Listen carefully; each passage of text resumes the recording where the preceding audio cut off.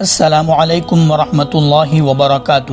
دوستو، آج کی اس ویڈیو کے اندر ہم انشاءاللہ وہ چیزیں بتانے والے ہیں جن سے نہ روزہ ٹوٹتا ہے اور نہ مکروہ ہوتا ہے۔ اگر آپ نے ہماری پچھلی ویڈیو نہیں دیکھی جس میں ہم نے آپ کو بتایا تھا کہ روزہ کس پر فرض ہے، کن حالتوں میں روزہ رکھنا درست نہیں ہے اور کن حالتوں میں روزہ نہ رکھنا بھی جائز ہے، تو آپ وہ ویڈیو جا کر آپ دیکھ سکتے ہیں۔ آج کی اس ویڈیو کے اندر ہم وہ چیزیں بتانے والے ہیں جن سے نہ روزہ ٹوٹتا ہے اور نہ مکروہ ہوتا ہے۔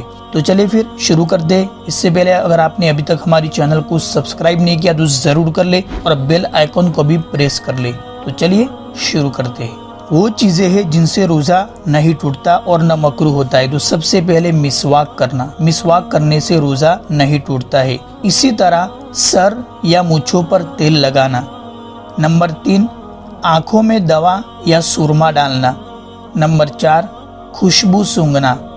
نمبر 5، گرمی یا شدت پیاس کی وجہ سے غسل کرنا۔ نمبر 6، کسی قسم کا انجیکشن لگوانا۔ نمبر 7، حلق مطلب گلے میں۔ حلق میں بلا اختیار، کوئی اختیار نہ ہو، خود بخود دھواں یا گرد و غبار یا مکھی وغیرہ کا چلا جانا۔ نمبر 8، کان میں پانی بلا ارادہ چلا جانا، کوئی ارادہ نہیں تھا ہمارا، بلا ارادہ کان میں پانی چلا جانا۔ نمبر 9، خود بخود کے آنا، تو یہ مطلب الٹی۔ نمبر 10، سوتے ہوئے احتلام۔ احتلام مطلب غسل کی ضرورت پیش آ جانا۔ نمبر 11، اگر خواب میں یا صحبت کرنے کی وجہ سے غسل کی ضرورت پیش آ گئی اور صبح صادق ہونے سے پہلے غسل نہیں کیا اور اسی حالت میں روزے کی نیت کر لی تو روزے میں کوئی خلل واقع نہیں ہوگا۔